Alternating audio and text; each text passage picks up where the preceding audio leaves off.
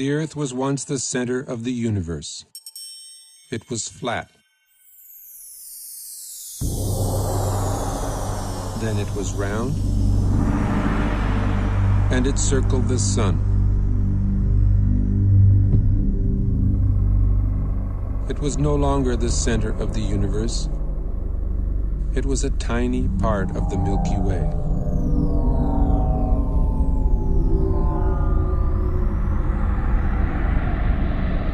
The Milky Way was the only galaxy, except it wasn't. It was only one of billions of galaxies floating in space without end.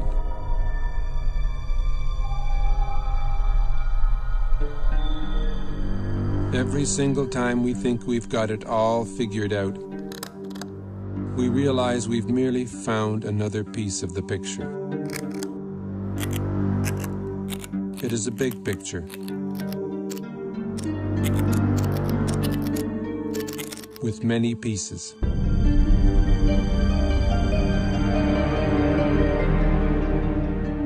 Sir Isaac Newton was the first to state the law of gravity.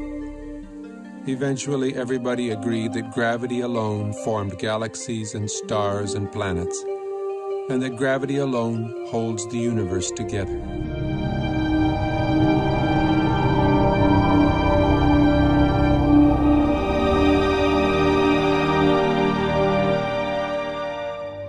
Then we discovered a force 1,000 billion times more powerful than gravity.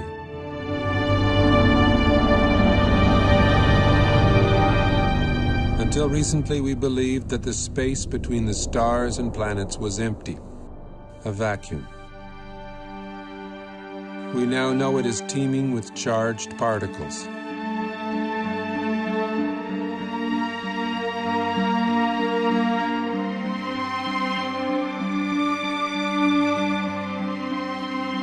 We see glowing electric filaments spanning millions of light years. We see stellar and galactic formations shaped by magnetic fields.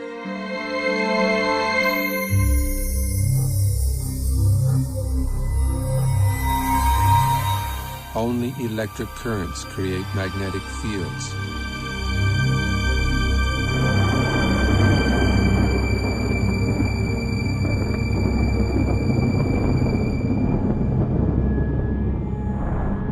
It is possible that the predominant force in the universe is not gravity, but something else.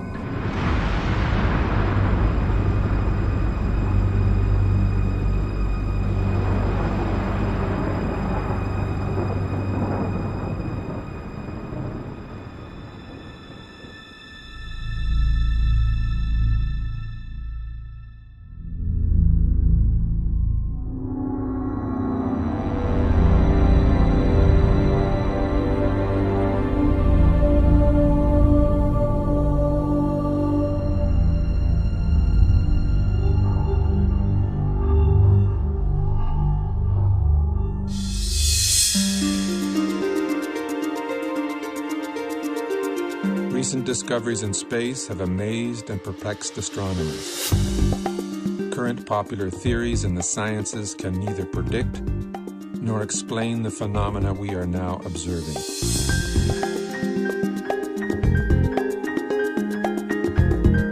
A new theory is being proposed. A theory which can both predict and explain the data coming back from deep space. Its implications are profound and affect all the scientific disciplines.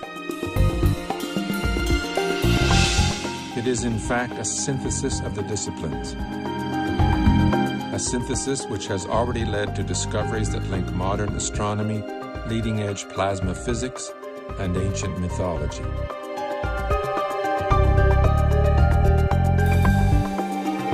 The electric model offers us a new interpretation of the workings of the universe, the history of our solar system, and even human history.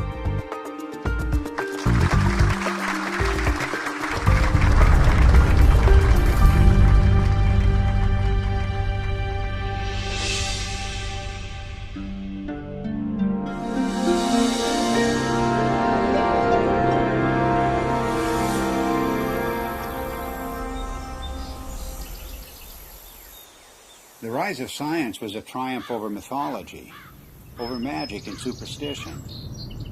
That's why the word science today implies reliability. The word myth means fiction, not true.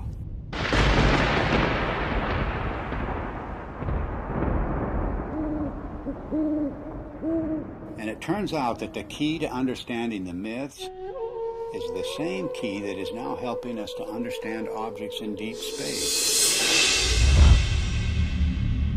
to understand the workings of the physical universe. That key is electricity. It was 33 years ago that I first began to wonder about these preposterous stories told around the world, what we call world mythology.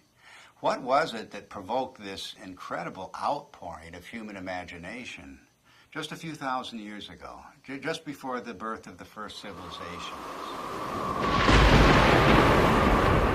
I came to a radical conclusion that the myths arose from extraordinary natural events. Our early ancestors witnessed things in the sky that are not seen today. The events were awe-inspiring, both beautiful and terrifying. So it shouldn't surprise us that the myths are so incomprehensible. Well, of course they're incomprehensible.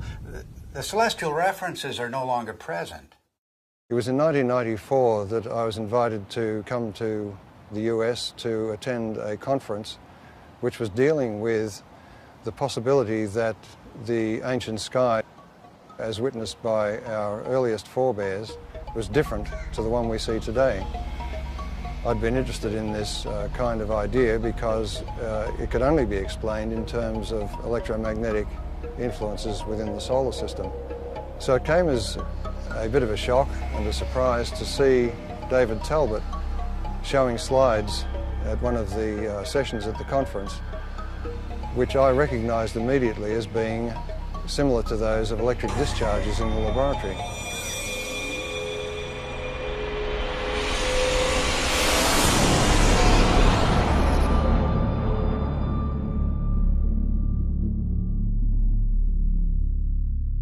It was wonderful for me personally to come to my first Cronian meeting and hear Dave Talbot, and I still want to see some of those slides that he showed again and again and again that explained the white crown of Egypt and the rest of these things that he showed us, all from mythology, all from thousands of years ago. These things clearly were seen by civilizations that never talked to each other from the far corners of the earth. It all just clicked together like a three-dimensional jigsaw puzzle in my mind.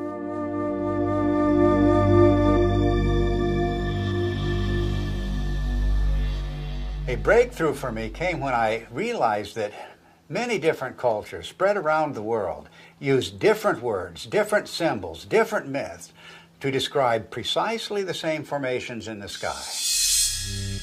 The Ouroboros, or celestial serpent biting its tail, for example, occurs on every habitable continent, but it has no ties to the world we now observe. Like all of the archetypes, it is part of an alien sky. A cosmic column rising to the center of the sky, holding aloft the wheel of heaven. And much more than a wheel, because this was the revolving cosmic temple, the city of the gods, the kingdom of heaven, always resting on the cosmic column. Then there's the image of the four rivers or pathways radiating from the center of the sky out to the boundary, the rim of the wheel. The simplest forms lead you invariably to the full story of world mythology. The hero's journey unfolds as the story of the wheel's axle. The mother goddess finds her identity in the star at the summit, the hub and spokes of the wheel.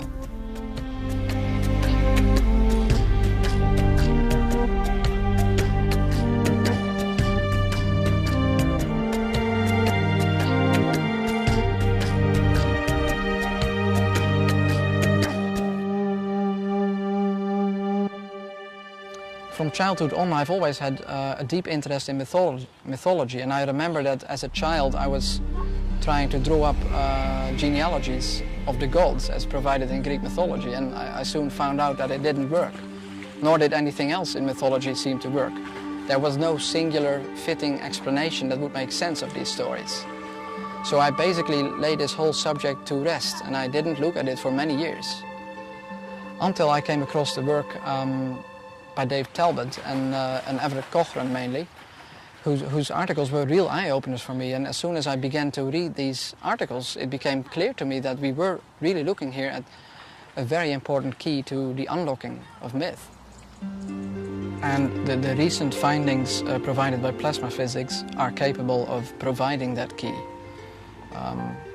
Based on the results we have seen so far in Dr. Perret's investigations with petroglyphs, which he matched successfully to laboratory experiments involving plasma, it has now become crystal clear and I think undeniable that the morphology of plasma as it manifests itself both in the laboratory and in space can account successfully for the major themes in mythology. To find the true meaning of the myths, we follow a forensic approach. The purpose is to expose the points of agreement between the different cultures, because here at the level of the archetypes, everything is unified. There are no isolated themes of myth at the level of the substructure. This is like a holograph. Follow one archetype and its links to other archetypes, and you will find one story told around the world.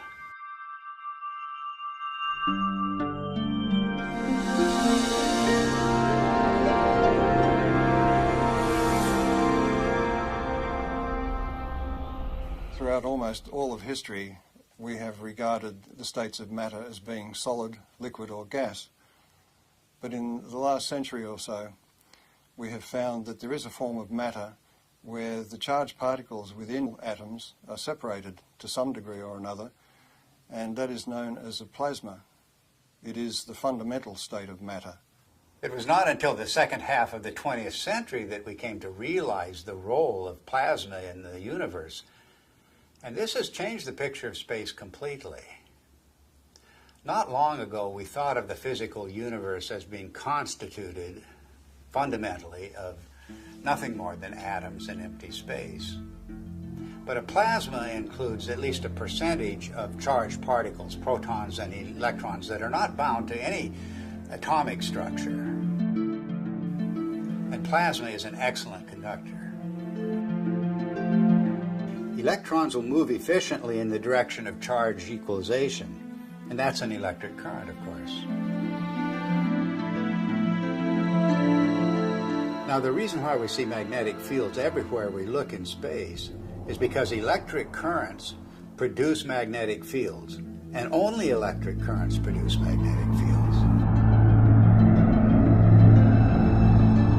But astronomers working only with gravitational equations did not anticipate the discovery of pervasive magnetic fields in deep space.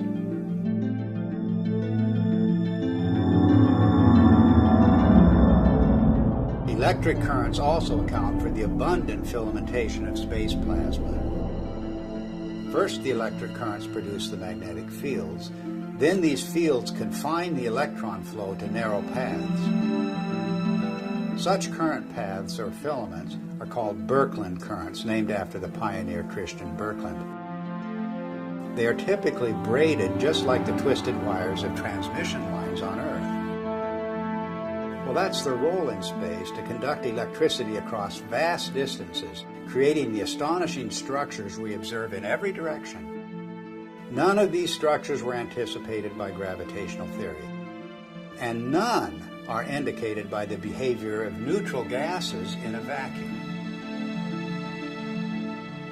In any theory of the universe, plasma is extremely important because it has been found since the space age that it makes up 99.99% of the visible universe.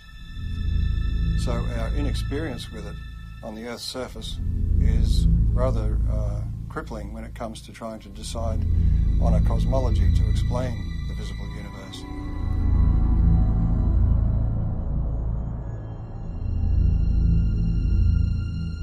Now, plasma behaves rather oddly compared to normal matter, the matter we find, the solids, liquids and gases on Earth.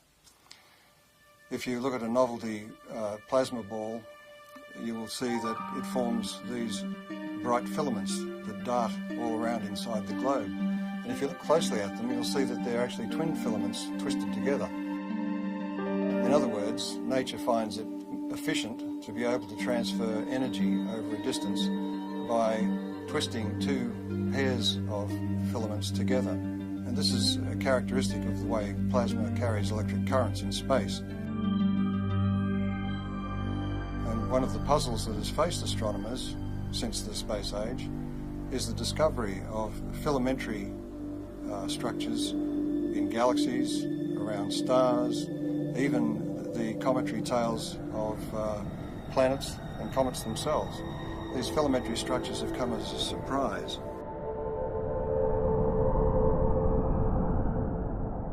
We now have plasma physicists who are doing important experiments in laboratories around the world, and one of the virtues of plasma experiments is that they can be scaled over an enormous number of magnitudes. In other words, a discharge phenomenon that may be seen in the laboratory that occupies only a few centimetres can be scaled up to the size of a galaxy, and you will see the same structures. Now this introduces a new area into cosmology where we can do experiments on Earth which can verify our ideas, our theories about how the rest of the universe works. Some of the natural consequences of electric cosmology are the patterns that we see, both in the laboratory and in the sky. A very good example of this is the work of Dr. Anthony Peratt, who was a graduate student of the very famous Hannes Alfvén, who was really the father of electric cosmology. Peratt simulated on a supercomputer using just a cloud of electrical charges and a magnetic field, just using the laws of electrical science, not using anything to do with gravity. He simulated what looked like a spiral galaxy. And the interesting thing is that Peratt's spiral galaxy in the laboratory had exactly the same rotational properties as the real spiral galaxies that we see in the sky do.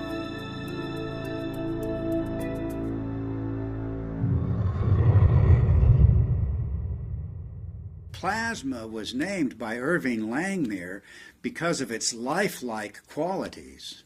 In other words, the similarity to blood plasma gave rise to the term plasma now used in the sciences.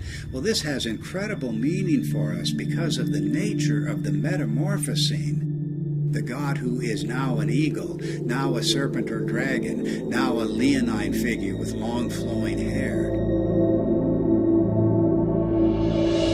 These figures take on a whole new meaning when we can interpret them with the benefit of plasma science.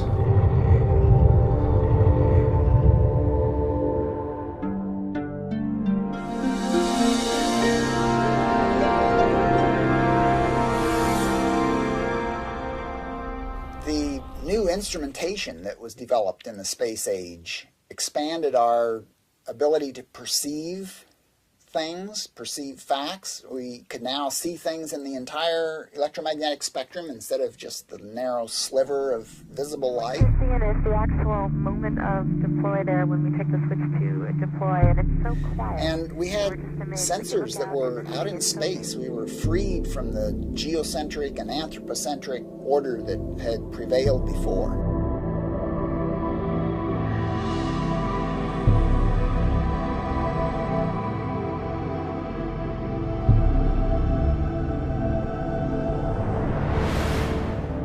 We've got a whole new universe, and the theoreticians are still trying to look at it through, a friend of mine says they're peering through the wrong end of the telescope and telling us what they imagine they see.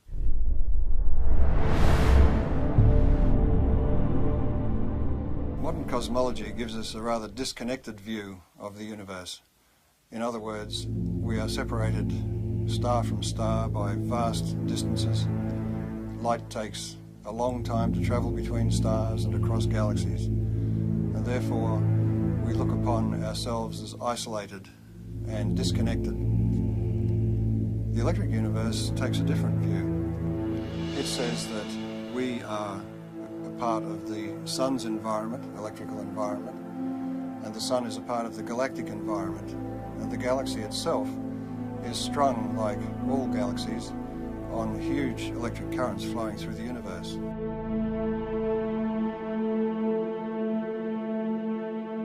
One of the typical questions that plasma cosmologists hear all the time is, how do you know what's out there in space? How do you know there's electricity out there in space? Is there energy out there in space? Why should we consider anything more than gravity? And the answer is that through the years, we've used optical telescopes, but recently we have what are called radio telescopes, and we've broadened the spectrum that we can look at the sky with. And those radio telescopes can measure electric currents and magnetic fields, and we can determine from those measurements the strength of the electric currents, the strength of the forces involved, and the amount of energy that's stored out there in space.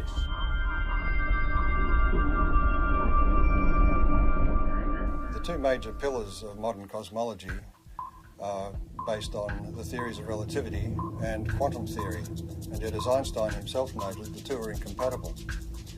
And that may be because the theories of relativity deal with matter as if its only consequence is the bending of space. The electric universe, on the other hand, deals with the electrical structure of matter at the subatomic level and then works its way up through living systems, if you like, planets, stars, galaxies, and the entire universe, and shows that it is the electrical structure of matter that forms the amazing shapes we see in deep space.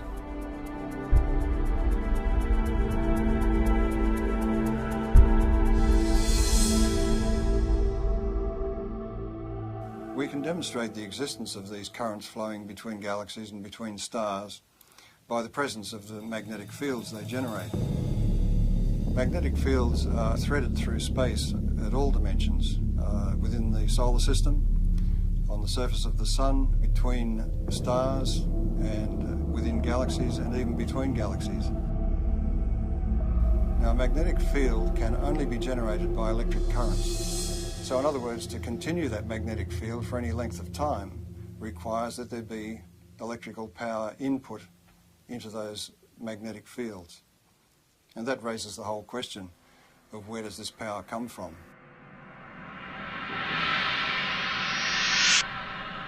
Modern cosmology is highly mathematical. In fact, we were joking before about the idea that the only people who understand cosmology are professional cosmologists.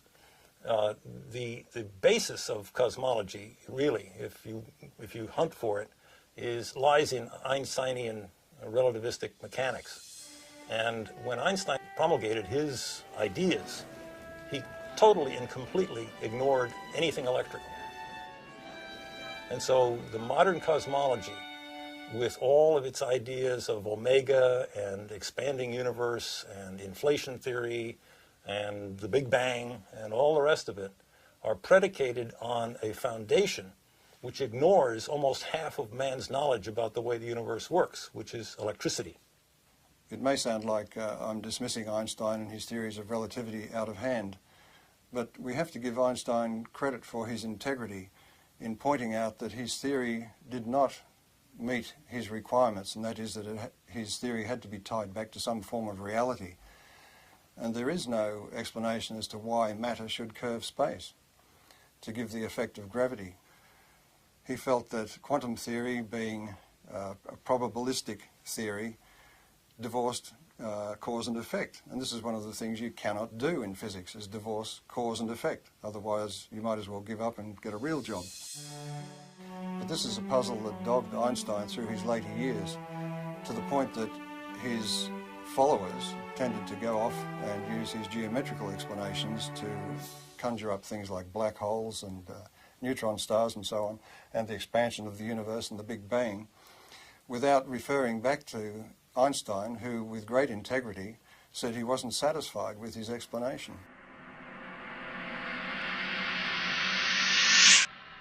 One of the problems faced by astronomers after the space age began was to explain the discovery of very concentrated outbursts of energy in deep space.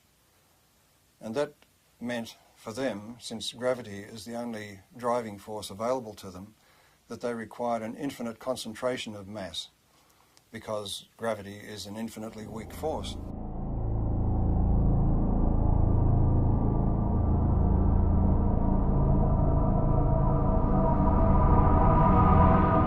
The black hole, as Wheeler originally visualized it, sucked everything, including light, in, and so therefore it was invisible.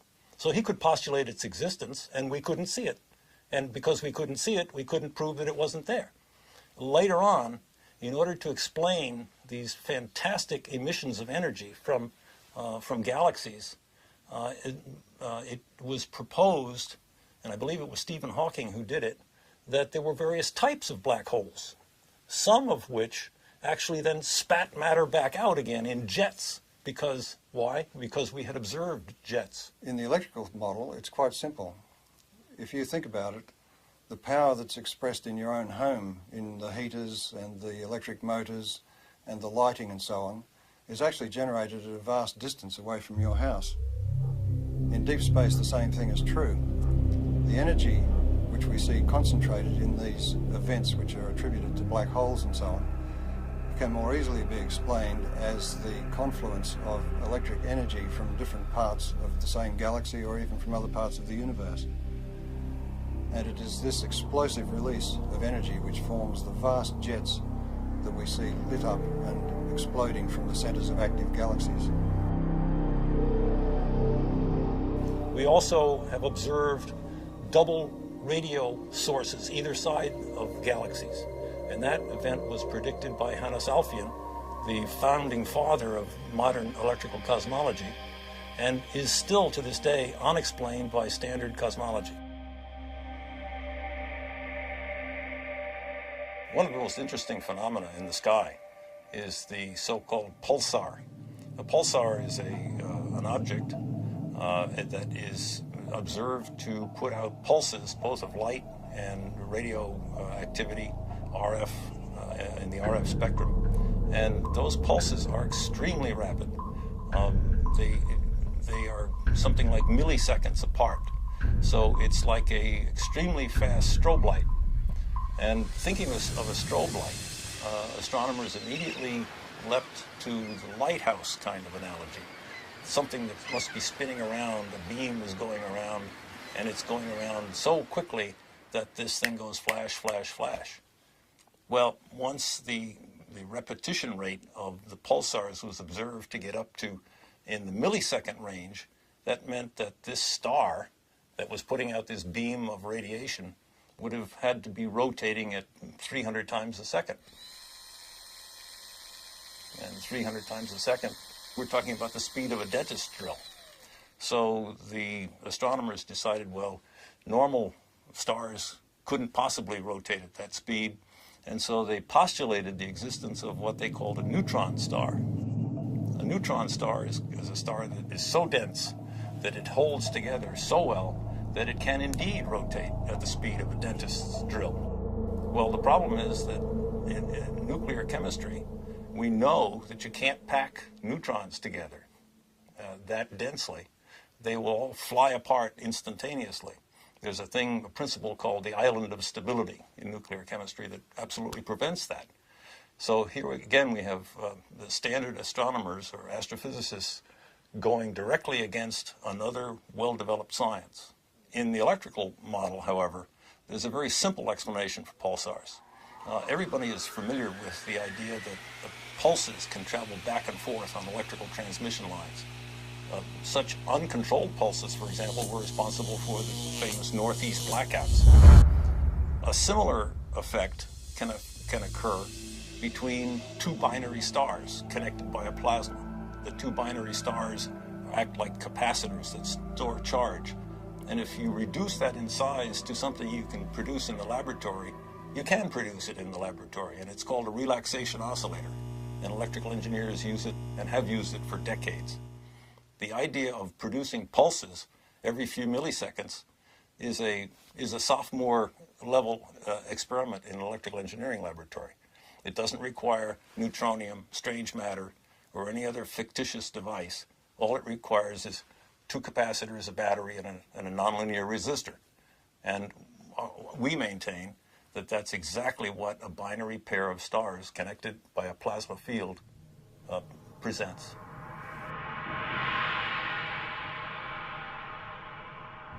A typical ion in the solar wind, a hydrogen nucleus, moving about 20 kilometers per second, which is relatively slow for the ions in the solar wind, in the magnetic field of the sun, experiences potentially magnetic forces that are something like 10 million times the strength of the gravitational force on that same ion from the sun. An interesting demonstration that illustrates very readily the relative strength of magnetic force and gravitational force is the simple idea of a ball bearing sitting on a wooden table. The entire mass of the Earth is pulling downward on that little ball bearing, and that's what prevents it from flying out into space. But a child can come along with a little horseshoe magnet and click, pick that ball bearing up instantly. The space age presents us with an interesting paradox. The technology of science is really quite extraordinary, and technology has taken us out into space, taken us to the moon, taken probes to distant planets, opened up whole new vistas in remote space with new telescopes and new ways of measuring what's happening in space. But the picture of theoretical science is much different. And many decades ago, assumptions began to crystallize in the theoretical sciences, beginning at the top, the queen of the sciences, as we say, which is cosmology. These theoretical assumptions have constrained all of the other theoretical sciences. Cosmology deals with the big picture questions, the first questions. How did the universe begin? What is it made of? How will it end? And so many popular theoretical constructs, from the Big Bang to string theory to dark matter and black holes, the formation of stars, formation of galaxies, all have arisen from assumptions first postulated by cosmologists. At the same time, these assumptions have defined boundaries for other theoretical sciences, working down from astronomy and astrophysics to the space sciences, solar theory, even Earth history, even human history, have all been confined by these boundaries established by the queen of the sciences, cosmology.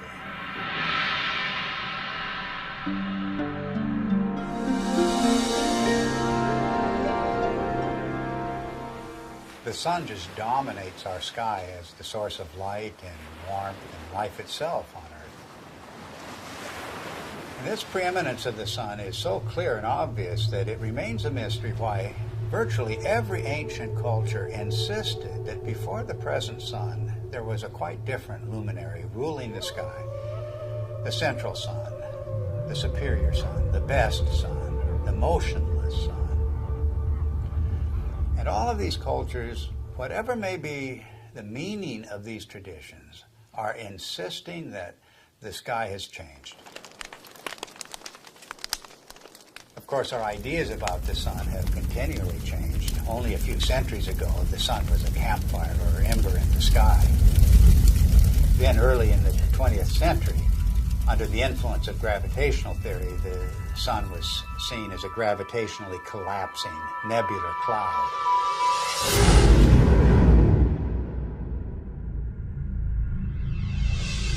In the atomic age, astronomers began to visualize the sun in terms of a nuclear furnace hidden at its core. But now we're in the age of plasma science, with discoveries of the electric currents in space. And it's inconceivable that these discoveries would not change the picture of the sun again.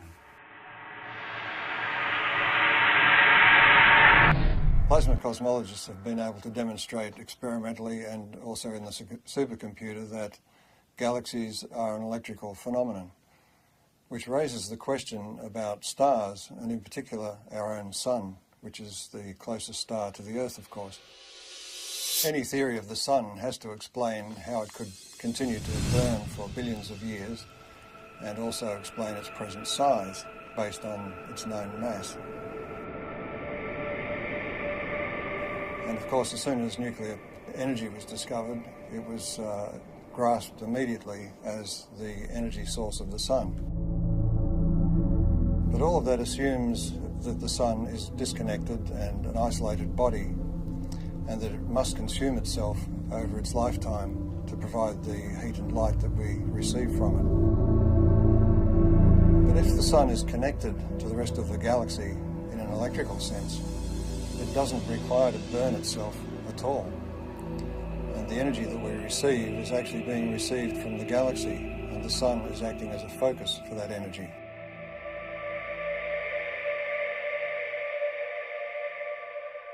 The sun is actually a fairly typical star. And so if we want to understand stars and cosmology, we really have to understand the sun. And the standard model of the sun, so-called, that astronomers are so very proud of these days, really doesn't explain very much about the sun. Why is there a corona in the first place? Everybody knows about the corona, the beautiful corona that we see during solar eclipses.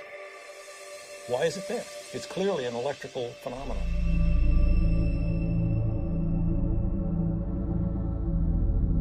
One of the greatest puzzles about the sun has been, with a surface temperature of 6,000 degrees, high above that surface we have temperatures of millions of degrees. And the question has been, how do we get the energy from the center of the sun somehow past that surface to heat the upper atmosphere of the sun to millions of degrees? In the electric model, you don't have that problem, because if the energy is arriving from outside the sun,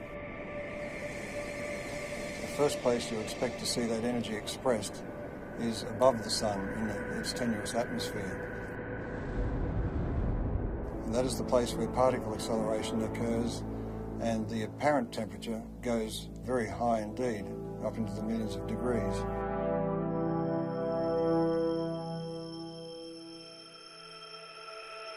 The fact that the particles in the solar wind accelerate, that is to say, increase their velocity with increasing distance away from the sun, the farther away they get, the faster they go. And the fact that those particles are indeed charged particles leads me, as an electrical engineer, to come to the immediate conclusion that this is an electrical process. In the solar model, think of the sun as being a positive anode, very high voltage body that obviously would emanate an electric field. And if you put a charged particle in an electric field, it will accelerate. That's the way we accelerate particles here on Earth. It's the way every physicist and electrodynamicist has ever increased the velocity of a charged particle, is put it in an electric field. One of the features we observe on the sun, which have no business being there, according to the standard model, are sunspots. The most significant thing about a sunspot is the fact that the center of the sunspot is dark. And if the sun is trying to radiate energy from its core into space, we should expect that it is bright. And if you think about that umbra, that darkest place in the center of sunspots, that's the place where we can see deepest into the sun. And just consider the fact that at that point where we can really see down into the sun, that's the absolute coldest place that we are able to measure. If the center of the sun is really a nuclear fusion furnace, it should be the hottest because we're closest to the source, and it's not the case. If you ask any astronomer, why are there sunspots? Why are the umbra dark? They will blame it on some sort of warped, twisted magnetic fields.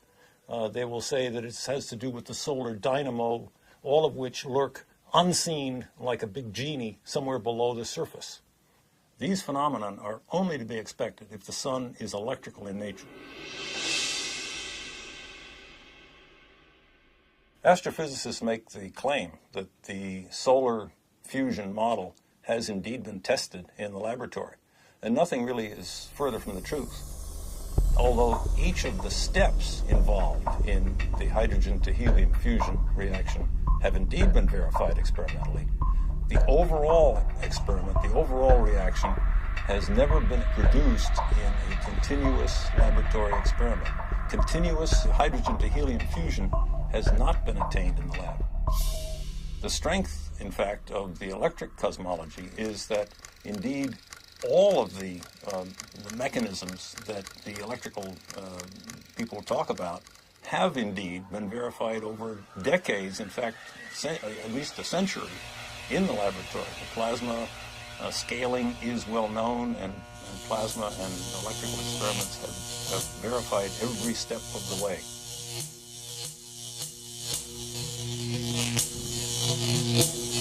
There are any number of observations that are have ad hoc present explanations, but really have no explanation in the standard model, and are natural consequences of the electrical model. For example, heavy elements, the solar spectrum, the neutrino deficiency, the neutrino variability, solar atmosphere, differential rotation by latitude, differential rotation by depth, equatorial plasma torus, sunspots, sunspot migration, the sunspot penumbra, and the sunspot cycle itself. Magnetic field strength, the even magnetic field, helioseismology, the solar density, and the changing size. All of the observations that in that list are natural consequences of the electrical sun model. Standard astronomers tend to pass them off as being inconsequential difficulties that will eventually someday be solved.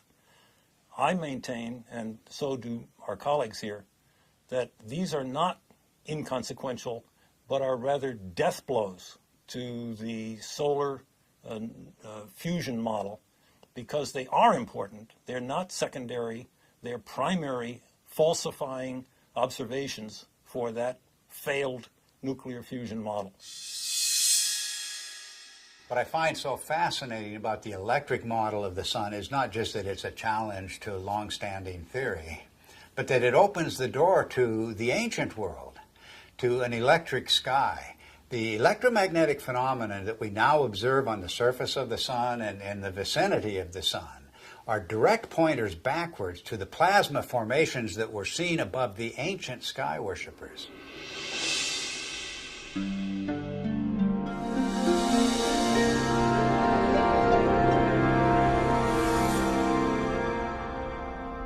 Electrical currents in space can either be invisible or they can be visible.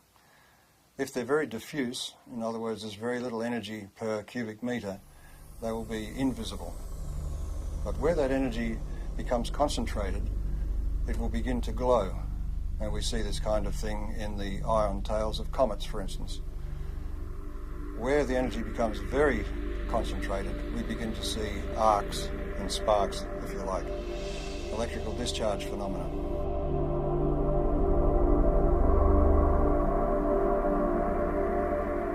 The standard theory of comets comes from the view that the solar system was formed from a rotating cloud of gas and dust, and that the planets, in some fashion as yet unexplained completely, formed from most of that gas and dust, but there were leftovers. And the leftovers are beyond sight, outside the solar system, in a hypothetical Oort cloud, as it's called. We have no observational evidence for such a cloud. The electric universe model of comets is that they are actually parts of well-differentiated planetary bodies that have in the past suffered from electrical plasma discharge machining, and that some of the surface material has been lofted into space, so it is expected to be rocky. The second thing is that because comets trace a elongated orbit, both away from the sun and towards the sun, in that trajectory, its charge changes, its voltage changes.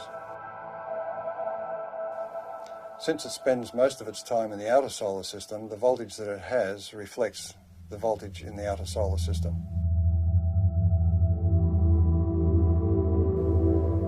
But as it hurtles towards the sun, as it enters towards the Earth's orbit, the voltage is changing rapidly, and the comet has to respond to that by beginning to discharge. And that's where we see the familiar cometary phenomena of the coma and the various tails that it produces. This creates a very distinct difference between the two models, the standard model of a comet, which is supposed to be dust and ice left over from the formation of the solar system, and the electrical model, which says that a comet is an electrical body which begins to discharge as it enters the inner solar system. Ever since we've begun to look at comets in close-up, and Halley was the first one that was observed by several spacecraft close-up, it was found to astronomers' surprise that the material coming off the comet was coming in discrete jets and seemed to be coming from what looked like circular areas on the crater. But the imagery wasn't sufficiently sharp to be able to tell exactly what was going on. This required the standard model to come up with an idea that maybe the surface of the comet is coated in black tarry substance or something which was preventing the material from just evaporating from the surface and forming jets as it burst through the surface.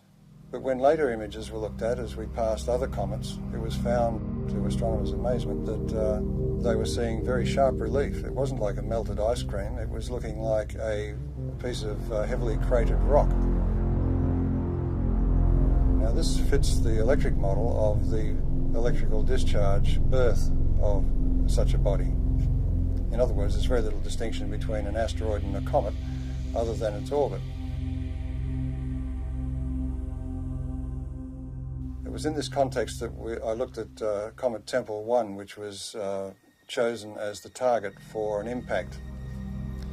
And the idea was that the impact would create a small crater which could then be photographed by the passing spacecraft, and we could determine whether the material was ice or dust or rock based on the size of the impact crater. It seemed to me that if this comet was a charged body, there would be several other effects that were unexpected. Principally, as a metal copper object approached the comet, there should be an electric discharge to that copper projectile. In other words, there would be an initial flash, and then there would be the impact itself. And the impact, I suggested, would be far more energetic than was expected, because it would tend to concentrate the electrical discharge in the area of the impact, and also it may change the nature of the jets nearby. So it was with great interest I awaited the results of the impact and watched it on television. Before the impact, the astronomers in the assembled control room were worried that they wouldn't see anything, that the impact would result in a very small puff of dust, and that would be the end of it. So when the impact occurred, they were surprised by two things.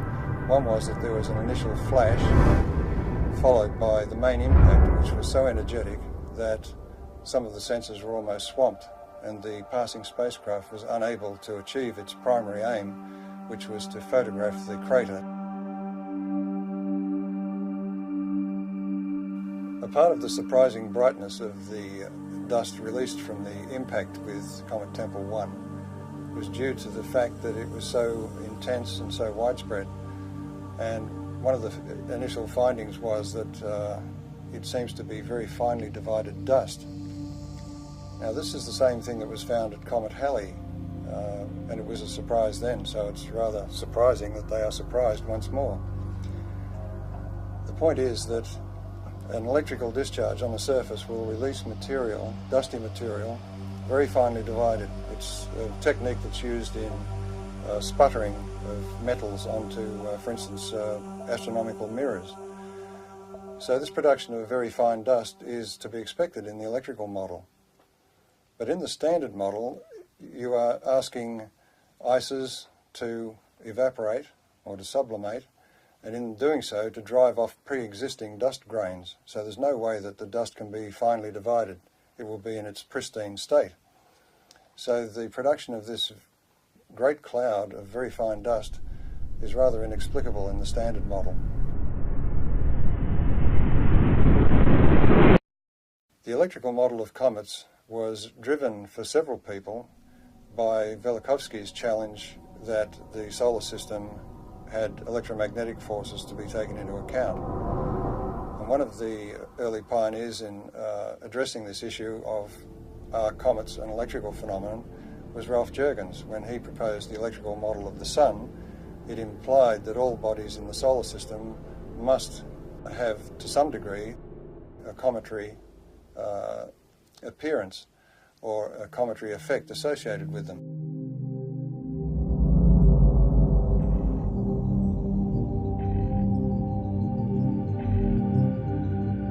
Ralph Jurgens, in his model of the sun, showed that bodies moving radially towards or away from the sun would experience electrical forces which could induce a cometary display, that is, a visible display.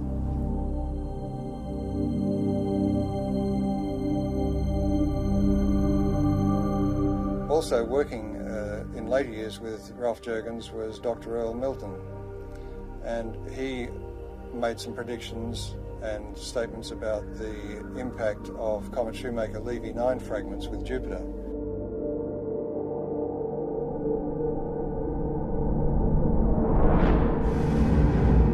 And his view of the electrical nature of those impacts was also vindicated.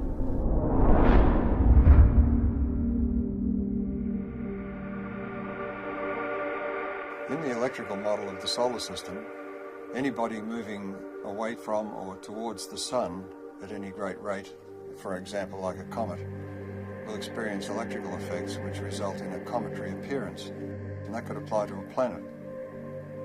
Now Velikovsky, in his research, found that Venus was described as a stupendous comet at some point in ancient times.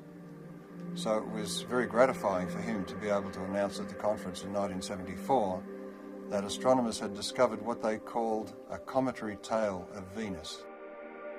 Some years later, it was announced that it was discovered that stringy things were coming from Venus. And of course, this was confirmation to the electrical model because plasma currents flow in strings. This discovery of a cometary aspect of Venus raises the issue of the intense heat we find on Venus. That intense heat is not well explained at all by any idea that the planet is somehow a twin of the Earth's. It raises the distinct possibility that Venus has had a far more dynamic history than we've been taught.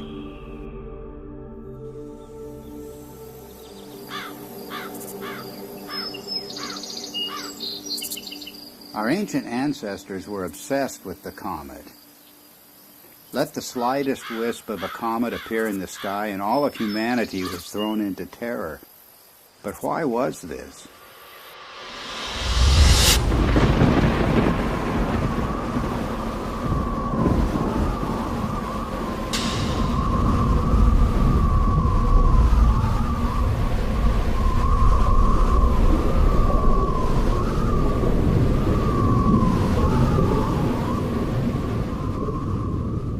It was cosmic catastrophe that inspired the ancient words and phrases for the comet.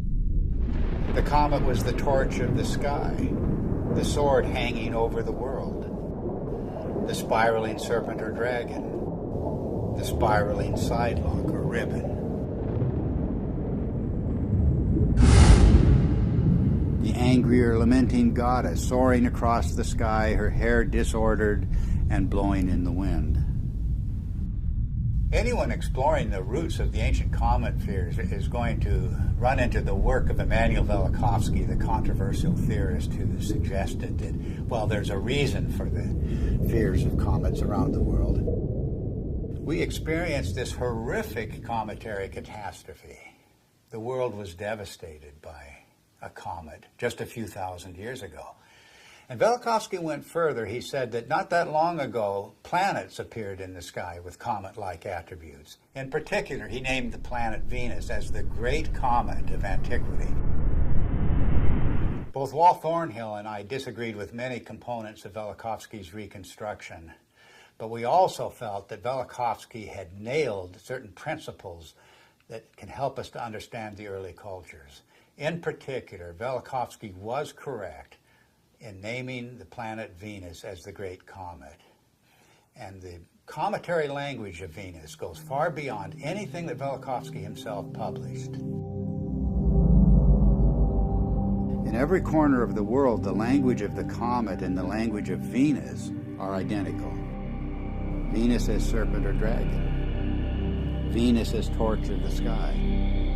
Venus as long-haired star. Venus as bearded star.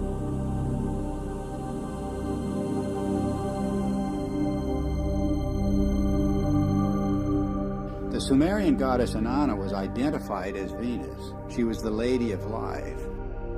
But in her terrible aspect, she became a dragon-like flame in the sky.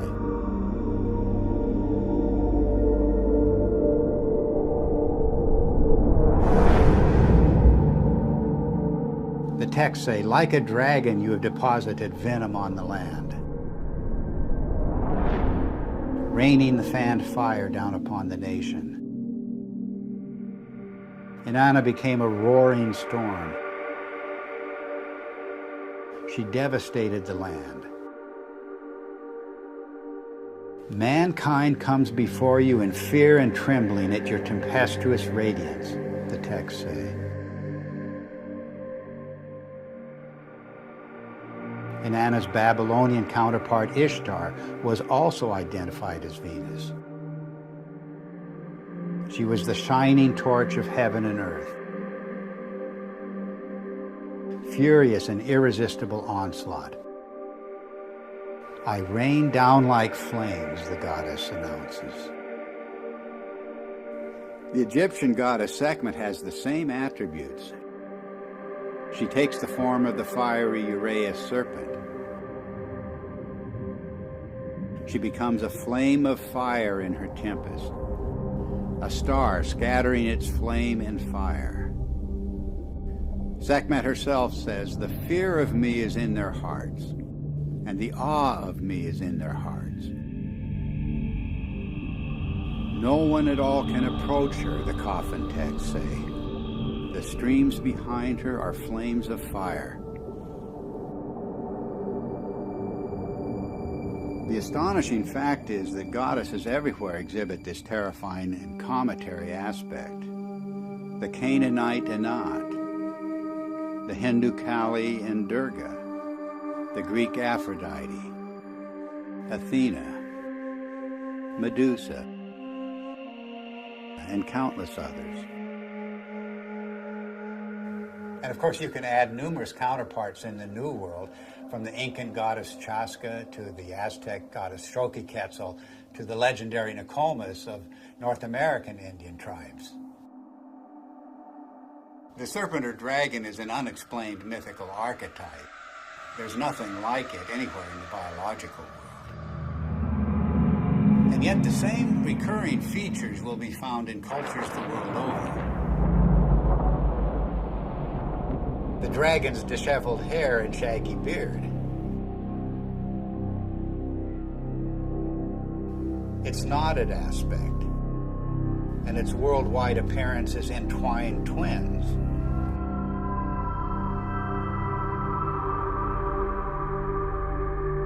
Its fiery or lightning-like emanations, and its effusive feathers.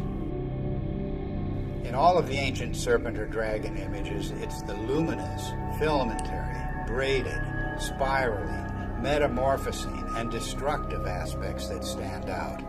The very traits of high-energy plasma discharge.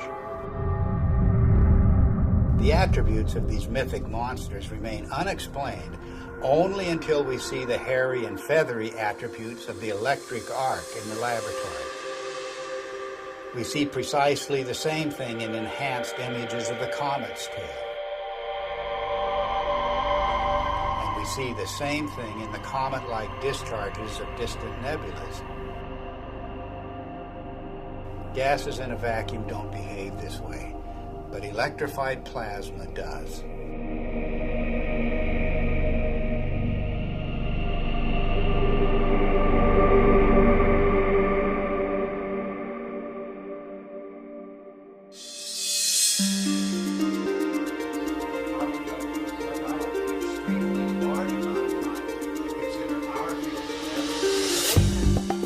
The recent discoveries about the comet have astonished astronomers.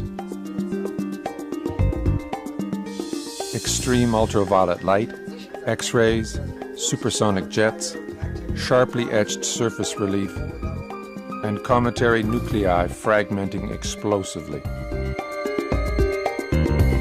No one expected such high-energy events.